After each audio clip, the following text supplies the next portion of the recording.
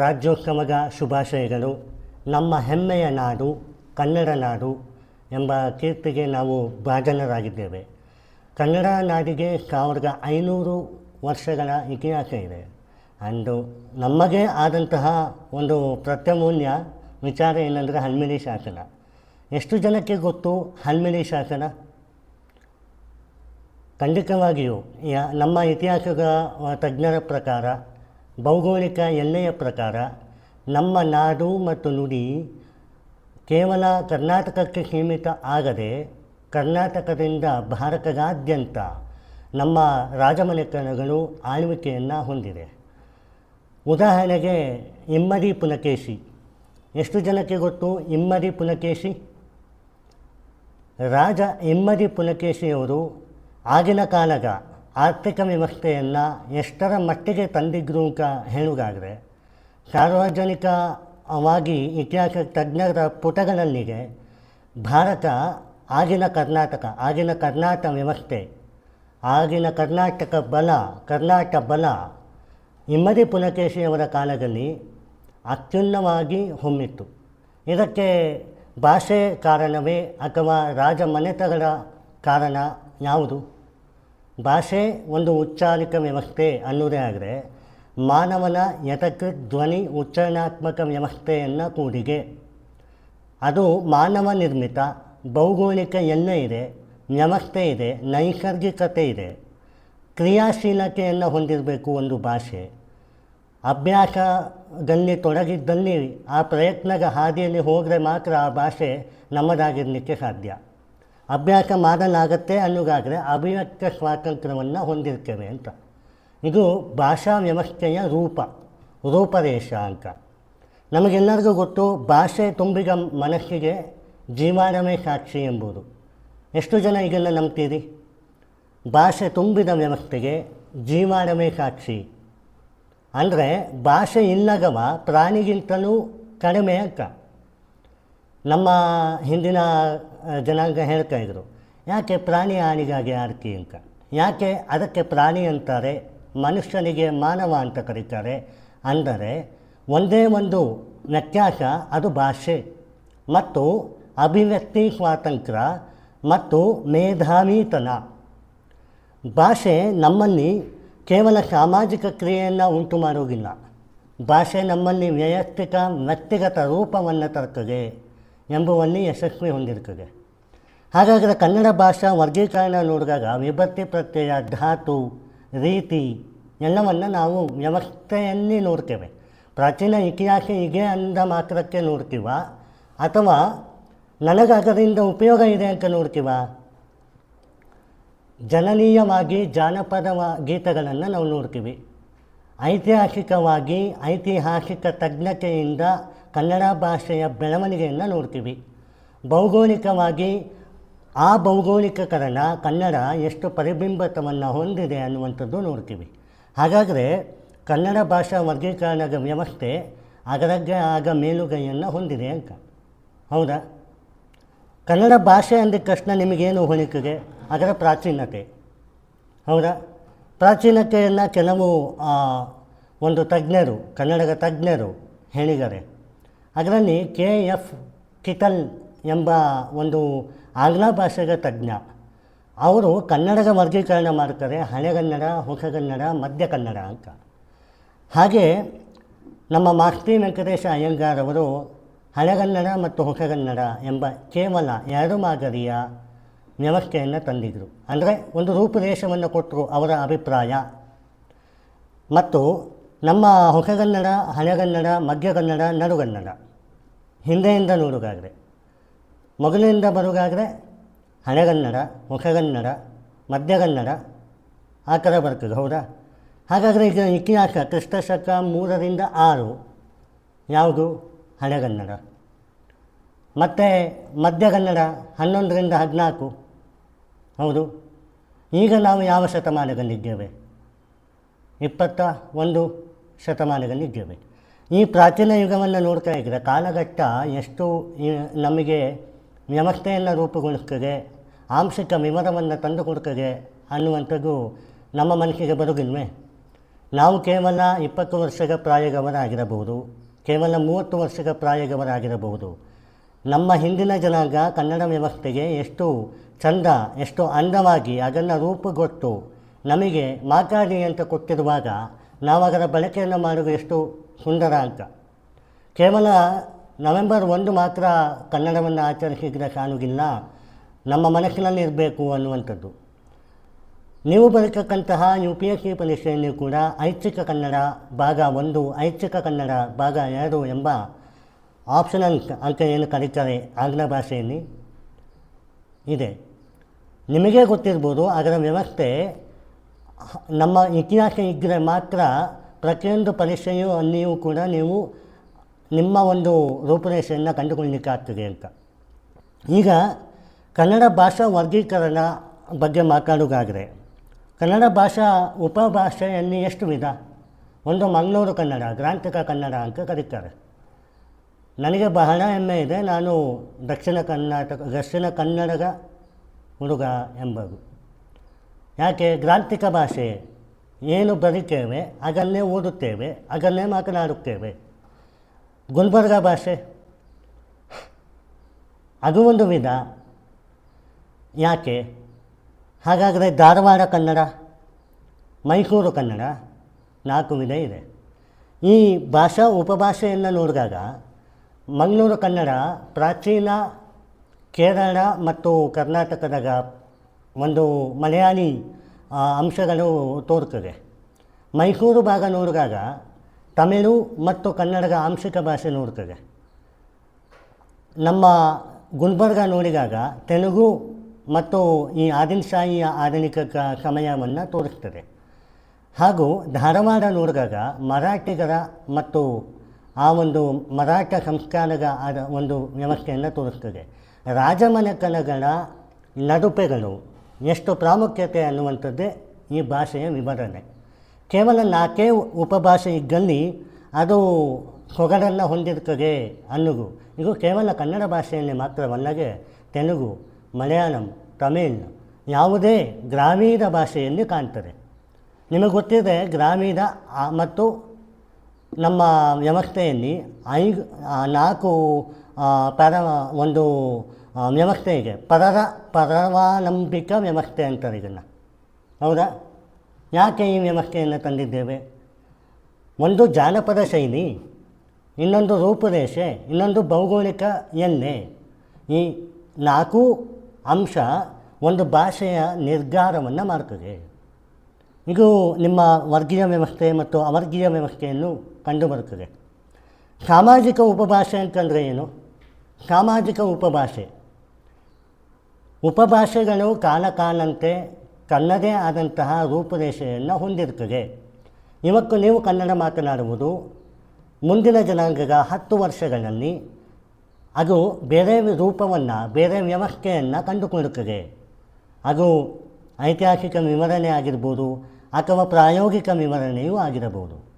ಇದನ್ನು ಸಾಮಾಜಿಕ ಉಪಶೈಲಿ ಅಂತ ಕರೀತಾರೆ. ಅದರಲ್ಲಿ ವ್ಯವಸ್ಥೆ ಇದೆ.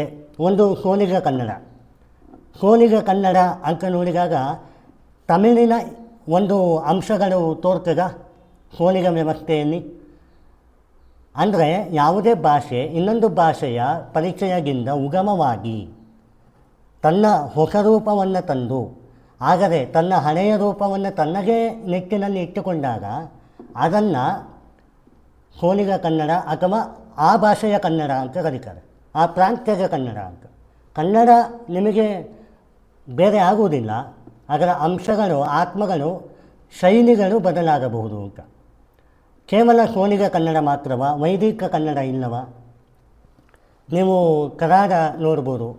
ಕರಾಡ ಅಥವಾ ನಮ್ಮ ಸೌತ್ ಕೇಂದ್ರ, ನಾರ್ತ್ ಕೇಂದ್ರ, ಉತ್ತರ ಕನ್ನಡದ ಭಾಗ, ಉತ್ತರ ಕನ್ನಡ ಜಿಲ್ಲೆ, ಆ ಭಾಗದಲ್ಲಿ ನೋಡ್ಬೋದು ಹವ್ಯಕರು ಇರ್ತಾರೆ. ಹವ್ಯಕ ಕನ್ನಡವನ್ನು ನೀವು ನೋಡ್ಬೋದು. ಇದೆಲ್ಲ ಏನು? ಒಂದು ಭಾಷೆ ಇನ್ನೊಂದು ಭಾಷೆಯ ಇನ್ಫ್ಲುಯೆನ್ಸ್ ಅಥವಾ ಏನು ಒಂದು ವೈಚಾರಿಕ ಗುಣವನ್ನು ತಂದುಕೊಡುತ್ತೆ, ಅದರ ಒಂದು ಮಾದರಿ. ತದನಂತರ ನೀವು ಹಾಲಕ್ಕಿ ಕನ್ನಡವನ್ನು ನೋಡ್ಬೋದು. ಹಾಲಕ್ಕಿ ಕನ್ನಡ ನೋಡಬೇಕು ಅಂತಾದರೆ ನೀವು ಜನಪದ ಲೋಕಕ್ಕೆ ಹೋಗಲೇಬೇಕು. ಹೌದಾ? ಜನಪದ ಲೋಕ ಎಷ್ಟು ವಿಭಿನ್ನ ಮತ್ತು ಐತಿಹಾಸಿಕವನ್ನು ಹೊಂದಿದೆ ಎಂಬುದು ಇವಕ್ಕೂ ನೆನ್ನೆದಲ್ಲ. ಹಾಗೆ ನೀವು ನಮ್ಮ ಕನ್ನಡ ಜಿಲ್ಲೆ ಬೀದರ್ಗೆ ಹೋಗ್ಬೋದು. ಅನುಭವ ಮಂಟಪ ಎಷ್ಟು ಜನಕ್ಕೆ ಗೊತ್ತು? ಅನುಭವ ಮಂಟಪ ಎಲ್ಲಿದೆ? ಅದು ಬೀದರಲ್ಲಿದೆ. ನಮಗೆ ಜಿಲ್ಲೆ ಬಸವಣ್ಣನವರ ತತ್ವದ ಆಧಾರದ ಮೇಲೆ ಎಷ್ಟೊಂದು ವಚನ ಸಾಹಿತ್ಯವನ್ನು ಬಂದಿದೆ, ಹೌದಾ? ಈ ಸಾಹಿತ್ಯದ ಕೊಡುಗೆಗಳನ್ನು ನಾವು ವಿಮರ್ಶೆ ಮಾಡಲೇಬೇಕಾಗುತ್ತೆ. ಯಾಕೆ ಸಾಹಿತ್ಯದ ಕೊಡುಗೆ ಅಷ್ಟು ಪ್ರಾಮುಖ್ಯತೆಯನ್ನು ಹೊಂದಿದೆ? ಯಾರಿಗಾದರೂ ಈಗಿನ ವಿಶ್ಲೇಷಣೆ ಇದೆಯಾ? ಸಾಹಿತ್ಯದ ಕೊಡುಗೆ ಯಾಕೆ ತನ್ನಗೆ ಅಂಚಿನಲ್ಲಿದೆ ಅಥವಾ ಕನ್ನಡ ವಿಚಾರವನ್ನು ಹೊಂದಿದೆ ಅನ್ನುವಂಥದ್ದು. ಲೌಕಿಕ ಆಗಮಿಕ ಕಾವ್ಯಗಳು ಅಂತ ಕರೀತಾರೆ ಇದನ್ನು. ಯಾಕೆ ಲೌಕಿಕ ಆಗಮಿಕ ಕಾವ್ಯಗಳು ಅಂತ ಯಾಕೆ ಕರೀತಾರೆ? ಒಂದು, ನನಗೇನು ಅನ್ನಿಸ್ತದೆ ಅದನ್ನು ನಾನು ವಿಚಾರವನ್ನು ಅರ್ಥಗರ್ಭಿತವಾಗಿ ಮಾಡ್ತೇನಲ್ಲ, ಅದು ವೈಚಾರಿಕ ಆಧಾರಿಕತೆ. ಆದರೆ ನಾನು ಏನು ವಿಚಾರ ಮಾಡ್ತೇನೆ ಅದಕ್ಕೆ ತನ್ನದೇ ಆದಂತಹ ವ್ಯಕ್ತಿಗತ ನಂಬಿಕೆ ಇರ್ತದೆ, ಅದು ಭಾಷೆ. ಎಷ್ಟು ಜನ ನಂಬ್ತೀರಿ ಇದನ್ನು? ನಿಮಗೆ ಬ್ರಹ್ಮ ಸಮಾಜ ಗೊತ್ತು, ಆರ್ಯ ಸಮಾಜ ಗೊತ್ತು, ವಿವೇಕಾನಂದರ ತತ್ವಗಳು ಗೊತ್ತು. ಕೇವಲ ಸಿದ್ಧಾಂತಕ್ಕೆ ಸೀಮಿತವಾಗಿದೆಯೇ ಹೊರತು ಬೇರೆ ಭಾಷೆಗಳಿಗೆ ಸೀಮಿತೆಯಾಗಿದೆಯೇ ಹೊರತು ಬೇರೆ ಏನಕ್ಕೆ ಸೀಮಿತವಾಗಿದೆ ಅಂತ ಕೇಳುವುದಾದರೆ ತನ್ನನ್ನು ರೂಪಿಸಿಕೊಳ್ಳಲಿಕ್ಕೆ ಸೀಮಿತವಾಗಿದೆ. ಆ ಸೀಮಿತತೆಯೇ ಭಾಷೆ. ಅವರು ಯಾರೂ ಕೂಡ ಹೇಳಿಲ್ಲ ನೀವು ಯಾವ ಭಾಷೆಯನ್ನು ಈಗನ್ನು ಉಪಯೋಗ ಮಾಡ್ಕೋಬೇಕು ಸಿದ್ಧಾಂತವನ್ನು ಅಂತ. ಭಾಷೆ ಎಲ್ಲ ಇಲ್ಲ, ಸೀಮಿಕೆ ಇಲ್ಲ, ಭೌಗೋಳಿಕ ಎಲ್ಲ ಇಲ್ಲ ಅನ್ನೋದಕ್ಕೆ ಈಗ ಒಂದು ಸ್ಪಷ್ಟ ನಿದರ್ಶನ. ಎಷ್ಟು ಜನ ನಂಬ್ತೀರಿ ಇದನ್ನು? ಹಾಂ, ಈಗ ಕನ್ನಡ ಸಾಹಿತ್ಯ ಚರಿತ್ರೆ ನೋಡಿ. ಆಧುನಿಕ ಸಾಹಿತ್ಯ ಚರಿತ್ರೆಯಲ್ಲಿ ನವೋದಯ ಸಾಹಿತ್ಯ ಅಂತಾರೆ. ಈಗ ಏನದು ನವೋದಯ ಸಾಹಿತ್ಯ ಅಂದರೆ? ಪ್ರೇರಣೆ, ಅಭಿವ್ಯಕ್ತಿ, ವೈಚಾರಿಕತೆ ಮತ್ತು ಸ್ವ ಅವಲಂಬಿಕನ, ಈ 4 ಅಂಶಗಳ ಪ್ರಯೋಗಿಕರಣ ನವೋದಯ ನವ್ಯ ಸಾಹಿತ್ಯ, ಹೌದಾ? ಇನ್ನು ಕೇವಲ ಈಗ ಒಂದೇ ಇದೆ ಅಂತ ಕೇಳಿದ್ರೆ ಪ್ರಗತಿಶೀಲ ಸಾಹಿತ್ಯ ಇದೆ. ಏನದು ಪ್ರಗತಿಶೀಲ ಸಾಹಿತ್ಯ? ಕನ್ನಡಮ್ಮನನ್ನು ನೆನೆಸಲಿಕ್ಕೆ ಬೆಳವಣಿಗೆ ಮಹತ್ವ, ಹೌದಾ? ಇವತ್ತಿನ ಬೆಳವಣಿಗೆ ನಾಳೆಯ ರೂಪುರೇಷೆ. ಈ ಅಂಶದೊಂದಿಗೆ ಇವತ್ತಿನ ಬೆಳವಣಿಗೆಯನ್ನು ಹೊಂದಬೇಕು ಅನ್ನುವಂಥದ್ದು ಎಷ್ಟು ಸತ್ಯವೋ ಆ ರೂಪುರೇಷೆಯ ಭಾಷೆ ತನ್ನ ಮುಂದಿನ ಜನಾಂಗಕ್ಕೂ ಕೂಡ ಬರಬೇಕು ಅನ್ನುವಂಥದ್ದು ಪ್ರಗತಿಶೀಲ ಸಾಹಿತ್ಯ. ಒಂದು ಅಂಶದೊಡನೆ ಹೋರಾಡ್ತಾರವರು, ಹೌದಾ? ಹಾಗಾದರೆ ದಲಿತ ಸಾಹಿತ್ಯ ಅಂದರೆ ಏನು? ದಲಿತ ಸಾಹಿತ್ಯ ಅಂತ ಒಂದಿದೆ, ಬಂಡಾಯ ಸಾಹಿತ್ಯ ಅಂತ ಇದೆ. ಒಂದು ವಿಚಾರವನ್ನು ಅದು ತನ್ನಗ ಋಣಾತ್ಮಕ ಕ್ರಿಯೆ ಅಂತ ಹೇಳ್ತಾರೆ. ಋಣಾತ್ಮಕ ಕ್ರಿಯೆ ಇದ್ದು ಅದನ್ನು ಧನಾತ್ಮಕ ಕ್ರಿಯೆಗೆ ತಗೊಂಡು ಹೋಗಬೇಕು ಅನ್ನುವಂಥದ್ದಾದರೆ ಅದು ಬಂಡಾಯ ಸಾಹಿತ್ಯ ಅಂತಾರೆ. ಇದು ದಲಿತ ಸಾಹಿತ್ಯ ಅಂತ ಮಾತ್ರವಲ್ಲದೆ ಬಂಡಾಯ ಸಾಹಿತ್ಯ ಅನ್ನುವಂಥದ್ದು ಕೂಡ. ನಾನು ನಿಮಗೆ ಉದಾಹರಣೆ ಕೊಡಬಲ್ಲೆ. ನಿಮ್ಮ ಕಾಡುಗಳಲ್ಲಿ ನೀವು ಹಾಲಕ್ಕಿ ಜನಾಂಗಗಳನ್ನು ನೋಡಿರ್ಬೋದು ಅಥವಾ ಆ ವರ್ಗೀಯ ಜನಾಂಗಗಳನ್ನು ನೋಡಿರ್ಬೋದು. ಅವರು ತನ್ನ ನಾಗರಿಕತೆಗೆ ಪ್ರಗತಿಶೀಲಕ್ಕೆ ತೊಗೊಂಡು ಬರಬೇಕು ಅಂತಾದರೆ ಎಷ್ಟು ಕಷ್ಟ ಇದೆ. ಅವರ ಬೆಳವಣಿಗೆ, ಅವರ ಪ್ರಾಮುಖ್ಯತೆ, ಅವರ ಆಧಾರತೆ, ಅವರ ತಿಳುವಳಿಕೆ ಎಲ್ಲರನ್ನೂ ತಿಳಿದುಕೊಂಡು ಬರಬೇಕಾಗತ್ತೆ. ಅದನ್ನು ಗ್ರಾಂಥಿಕ ರೂಪದಲ್ಲಿ, ಒಂದು ಸಾಹಿತ್ಯದ ರೂಪದಲ್ಲಿ ಬಂಡಾಯತ್ವವನ್ನು ತಂದು ಅವರನ್ನು ಮೇಲೆ ತರುವಲ್ಲಿ ಅವರ ಪ್ರಾಯ ಚೆನ್ನಾಗಿದೆ ಅಂತ. ಇದಕ್ಕೆ ಈ ಸಾಹಿತ್ಯಗಳಿಗೆ ಇದು 4 ಪ್ರೇರಣೆಯನ್ನು ಕೊಡಬಲ್ಲದು. ಲಕ್ಷಣಗಳ ವ್ಯವಸ್ಥೆ ಮತ್ತು ಆಕ್ರೋಶಗಳಲ್ಲಿ ಮಾತ್ರವಲ್ಲದೆ ಪ್ರೀತಿ ಮತ್ತು ವಿಶ್ವಾಸಗಳಿಗೆ ಅಂತ. ಇದು ಕನ್ನಡದ ಅಸ್ಮಿತೆ. ಪ್ರೀತಿ ಮತ್ತು ವಿಶ್ವಾಸ ಕನ್ನಡದ ಅಸ್ಮಿತೆ. ನಿಮಗೆ ಗೊತ್ತಿರ್ಬೋದು, ದೇವರು, ಧರ್ಮ, ಪುರಾಣ, ಭಜನೆ ಈಗೆಲ್ಲದರ ಮೂಲ ಸಂಸ್ಕೃತವೇ ಅಂತ ಕೇಳುವುದಾದರೆ ಅದರ ಮೂಲ ಸಂಸ್ಕೃತವಾಗಿರಬಹುದು. ಭಾವ ತನ್ನ ನಾಗರಿಕತೆಯ ಭಾಷೆ, ಹೌದಾ? ನೀವು ಕನಸಿನಲ್ಲಿ ಯಾವ ಭಾಷೆಯಲ್ಲಿ ಮಾತಾಡ್ತೀರಿ? ನಿಮ್ಮ ತಾಯಿ ಭಾಷೆಯಲ್ಲಿ ಮಾತಾಡ್ತೀರಿ. ನಿಮ್ಮ ತಾಯಿ ಭಾಷೆ ಕನ್ನಡ ಆದರೆ ಕನ್ನಡದಲ್ಲೇ ಮಾತಾಡ್ತೀರಿ.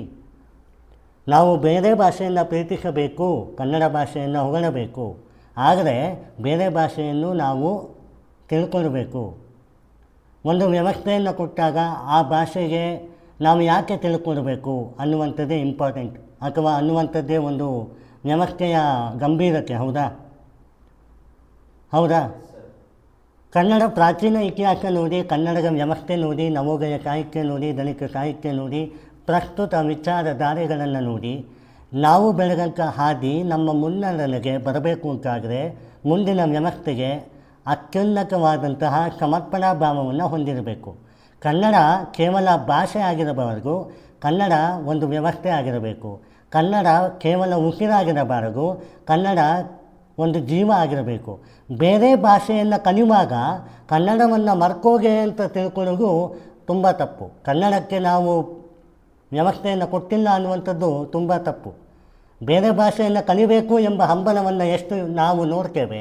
ನೀವು ನೋಡಿ, ಈಗ ಕನ್ನಡವನ್ನು ಕಲಿಯುವಾಗ ನಿಮ್ಮ ತಲೆಯಲ್ಲಿ ಯಾವ ಭಾಷೆಯೂ ಇರಲಿಲ್ಲ. ಬಹುಶಃ ನಿಮ್ಮ ಭಾಷೆ ತಾಯಿ ಭಾಷೆ ಕನ್ನಡ ಆಗಿದ್ದಲ್ಲಿ. ಹಾಗಾದರೆ ಬೇರೆ ಭಾಷೆಯನ್ನು ಕಲಿಯುವಾಗ ಕನ್ನಡವನ್ನು ನೀವು ತ್ಯಜಿಸಿದ್ದೀರಿ ಅಥವಾ ಕನ್ನಡವನ್ನು ನೀವು ಬೇರೆ ಮುನ್ನಡೆಗೆ ತರಂದಿಲ್ಲ ಅಂತ ಹೇಗೆ ಅಂದ್ಕೊಳ್ತೀರಿ? ನೀವು ಯಾವಾಗ ಕಲಿಯುವುದು? ಕಲಿಯುವ ಹಾದಿಯಲ್ಲಿ ಭಾಷೆ ಬರುವುದಿಲ್ಲ, ಭಾಷೆಯನ್ನು ರೂಪಕ್ಕೆ ಮಾಡುವಲ್ಲಿ ಭಾಷೆ ಬರ್ತದೆ.